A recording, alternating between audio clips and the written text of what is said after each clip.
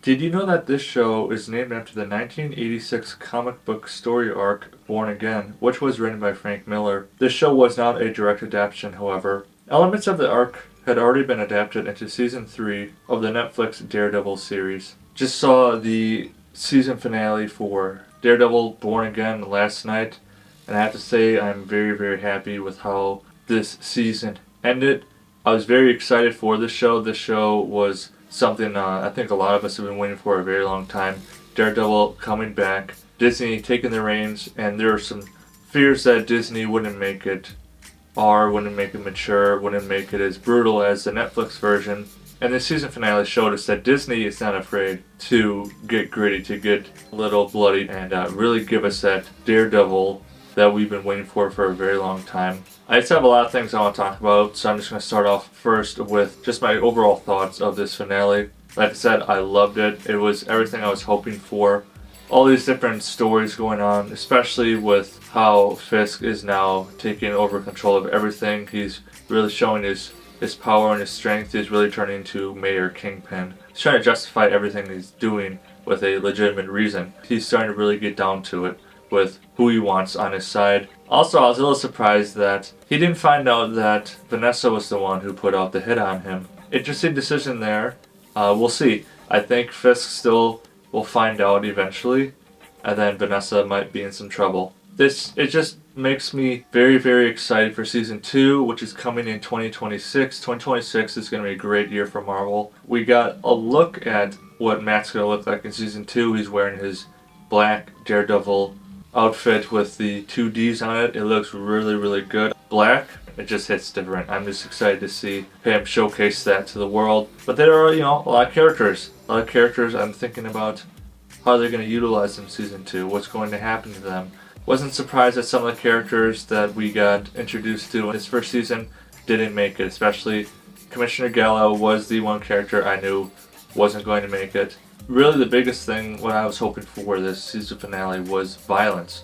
Like, it's been building, like the momentum has been building. We've been getting some taste of Daredevil going at it. We got Fisk going at it, but we never really got any good Punisher violence, and we finally got that Frank Castle violence in this episode, which was exactly what I was hoping they would do. Not only did they do a really cool team up of Daredevil and the Punisher, but Frank got his own action sequence where he got to take out a whole bunch of the anti-vigilante cops, which is, was waiting for. Like, Frank's not going to stand still for that. I loved it. And then, of course, the scene that caught me off guard the most was Fisk killing Gallo, which I knew Gallo wouldn't make it. I just didn't think Disney would show us that level of brutality. We've seen Fisk do some violent stuff in the Netflix version of the show, but I think this scene where he kills Gallo might top all of his scenes so far with how violent it was and how they weren't afraid to show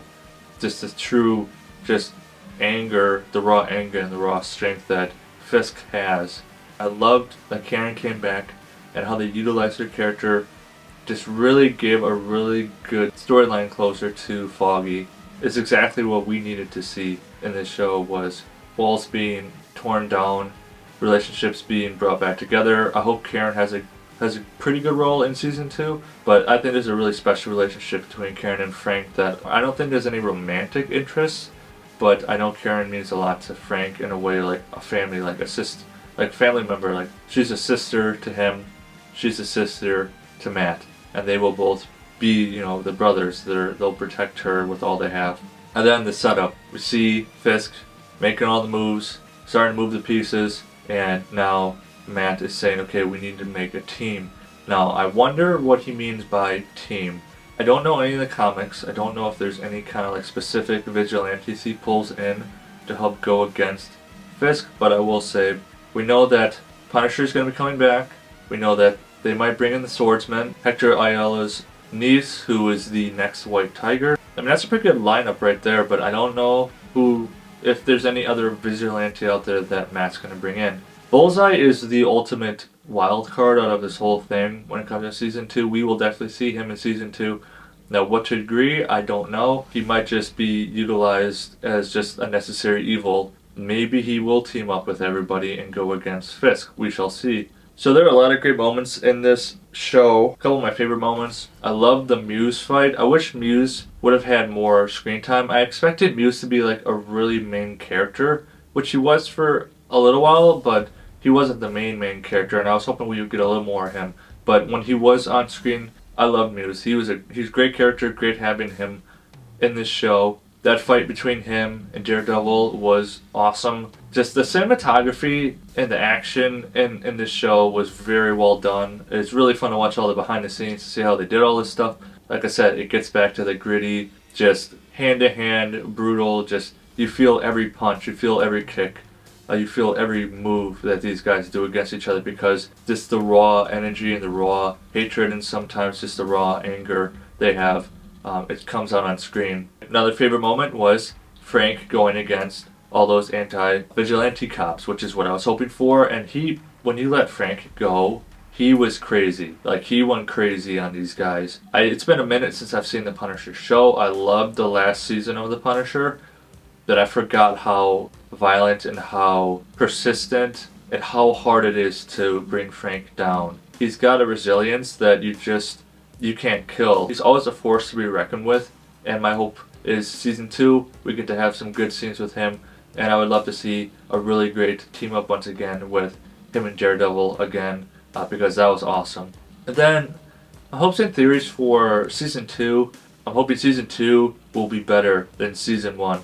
That they have already set a pretty good bar for this. For Disney's they've set a good bar. People are loving it. People are hyped. I'm hoping that season 2 gets a lot more viewership. Apparently, Daredevil Born Again had some lower viewership. I'm not sure why, but maybe I'm hoping that because of the success of this first season, the viewership will be a lot higher for season 2. So for the season 1 finale of Daredevil Born Again, I'm going to give it an 8.5 out of 10 Mudflaps. Remember, leave me a thumbs up, drop in the comments below. What are your hopes for season 2 of Daredevil Born Again? See you soon.